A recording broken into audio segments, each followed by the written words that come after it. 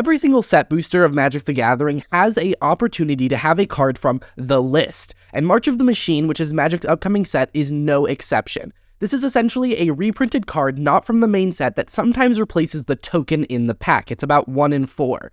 And there are some pretty expensive cards that most people don't realize you can pull from March of the Machine packs. So I thought it'd be kind of cool to look at the top 10 most expensive cards that you can pull from set boosters that aren't necessarily in the main set. Let's jump right into this. Starting with number 10.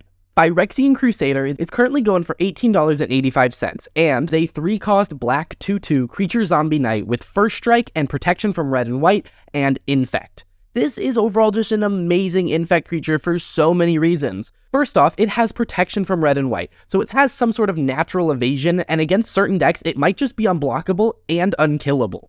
But you also throw first strike on top of that, and you get an awesome creature.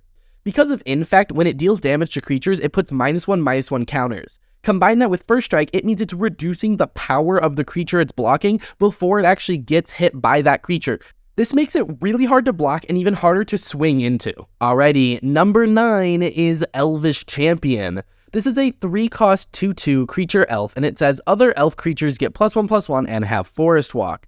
The card is currently going for about $20.19, and it's overall a pretty good card in elves, but outside of that, it obviously isn't going to see much play. Notably, this is a symmetrical effect, so it affects your elves as much as it affects your opponent's elves, which is kind of interesting overall, and it also doesn't give itself Forest Walk. It's a little bit of a weird card, and the last time it saw a reprint in a main set was in 10th edition, so that was a pretty long time ago in 2007.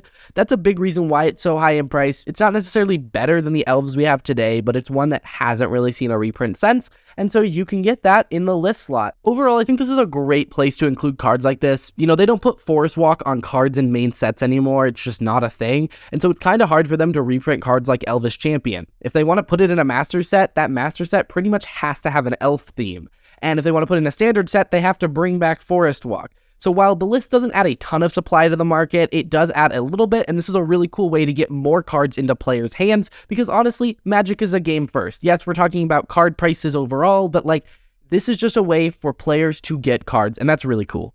Alrighty, next up is number 8, Contamination. This is a pretty old card, and it's currently going for $22.40. It is a 3-cost black enchantment, and it says, at the beginning of your upkeep, sacrifice Contamination unless you sacrifice a creature. Then it says, if a land is tapped for mana, it produces black instead of any other type and amount. So this is almost like a Blood Moon style of effect where you are messing with your opponent's mana, making them not be able to hopefully produce the colors that they are needing. It also turns off lands that tap for multiple colors, but the upkeep of having to sacrifice a creature can be pretty pricey unless your deck cares about sacrificing creatures. Like, for example, if your deck was like, I want all my creatures to die, I guess this is a interesting stacks piece you can run, but a big reason that it is at that price is because it hasn't seen a reprint in a major set since Urza's Saga in 1998. The only other time it's been reprinted was in the list actually before this. So overall, it is an expensive card because it is rare, not because it necessarily sees play. The list typically doesn't impact prices that much, but this would be one where if there are a lot of list cards this time around, I would expect the price to drop pretty heavily on it. Alrighty, next up we have number 7, which is Mycosynth Lattice. This is currently going for $23.98 and is a 6-drop artifact that says, all permanents are artifacts in addition to their other types, all cards that aren't on the battlefield, spells, and permanents are colorless, and players may spend mana as though it were mana of any color.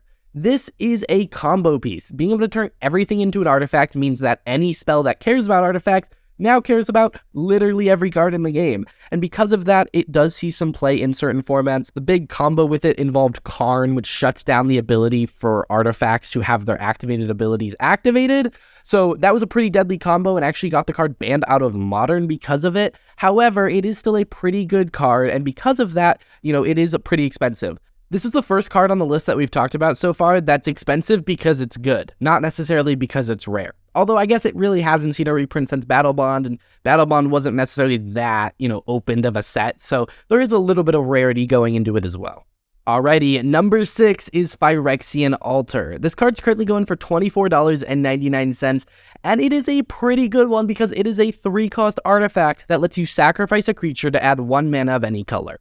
First off, Any card that says sacrifice a creature, and then any effect after that is already pretty good. The ability to kill your creatures whenever you want means you can play them in aristocrat-style decks pretty easily, and they're going to get you value. And the fact that it's producing mana is kind of just icing on the cake. It's overall just an insane card. It combos with a lot of stuff. It sees play in a lot of style of decks and, token decks, aristocrat decks, a lot of stuff.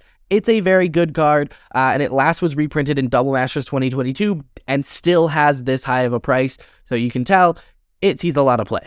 Alrighty, number 5 is Force of Vigor. This card is currently going for $25.07, and it is a beast of a card. It is a 4 cost, but not really, instant, and it says, if it's not your turn, you may exile a green card from your hand rather than pay the spell's mana cost.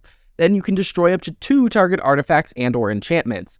This was part of the Force of cycle in the original Modern Horizons. That is very, very good. Most spells, if you can cast them without paying mana cost, are very good. They let you tap out on your turn, but still be able to respond to your opponent's board, in case you need to.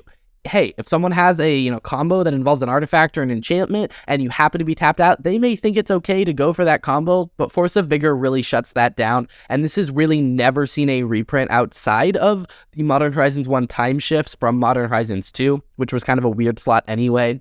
Because of that, it's going for $25.07. Free spells are really good, and it is expensive because it's good, not necessarily because it was rare. Alrighty, number 4 is Urza Saga. This is a crazy enchantment land from Modern Horizons 2 that's currently going for $29.17.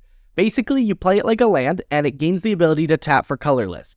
Then, the next turn it gains the ability to tap for 2, and then tap to create a 0/0 colorless construct artifact creature token with, this creature gets +1/+1 for each artifact you control. Then, on the third turn, at your pre-combat main phase, you sacrifice it to search your library for an artifact card with mana cost 0 or 1, put it onto the battlefield, and then shuffle. Most notably, you can tap it before you sack it, so you still get the mana from Urza Saga that turn, plus you can go search your library for various mana rocks that cost 0 or 1. In Commander, this might be something like a Mana Vault or Soul Ring, and in other formats, you just go get your other utility 0 and 1 drops. This is a pretty crazy card, and especially because of Commander, it can do a lot because it is colorless. It can go in any type of deck, and in Commander especially, every deck should be running at least one drop artifact that taps for 2 mana. But even beyond that, as long as you have a couple other 0 or 1 drops, this is a card that you can justify putting in your deck, and because of that, it is going for that $29.17 price. Crazy card. Alrighty, number 3 is Reign of Daggers. This card is going for $32.99 and is one of the only cards in this list that I had never heard of. This is a 6-drop sorcery that says, destroy all creatures target opponent controls. You lose 2 life for each creature destroyed this way. So in a 1v1, this is an asymmetrical board wipe for 6, which is very undercosted, but then you're losing life for each creature destroyed this way. It was only ever reprinted in Portal 2nd Age, and because of that, the price on it is pretty high. I don't think this is necessarily a really good card. You're going to lose a lot of life this way, and it's something like Commander where you have more life. This only wipes one person's board, so it doesn't feel good there either.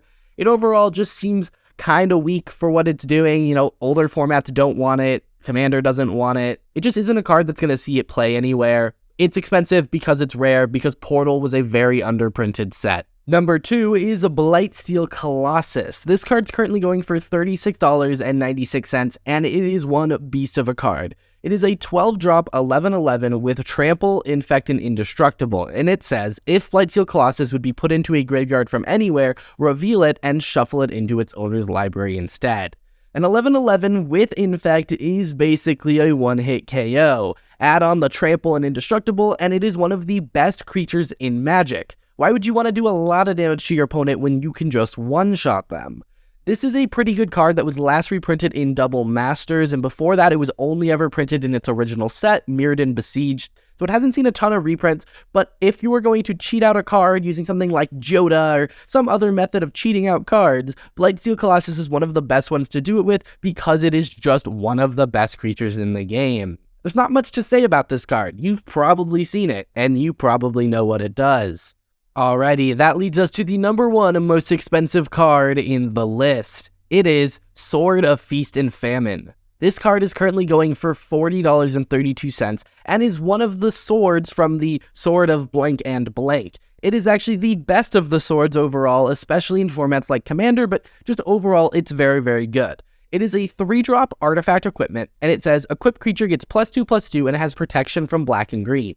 Then, whenever a equipped creature deals combat damage to a player, that player discards a card, and you untap all land you control. Then you can equip it for 2. This is a pretty crazy card. It kinda says, hit your opponent, you get an extra turn after this one. Not exactly, you don't get the double combat steps or the extra card, but you get to reuse all of your lands again. Add on top of that black and green are some of the more removal-heavy colors, and the protection from that protects your creature even better. Green also has some of the best creatures in the game, and black has Death Touch, so you're also avoiding those type of blockers entirely. It makes it very easy to hit your opponents, and the on-hit effect is one of the best of the Sword of Cycle. That is why this card is so expensive, and it is just overall really crazy good. Alrighty, those are the top 10 most expensive cards you can open in March of the Machine set boosters in the list slot. This changes every set, so I might do this again in the next one, or maybe the set after that, because it doesn't entirely change every time. Stay tuned on my channel for a couple more top 10 videos coming out regarding March of the Machine, including the top 10 most expensive cards in the main set once that is revealed. I'll see you guys in the next one.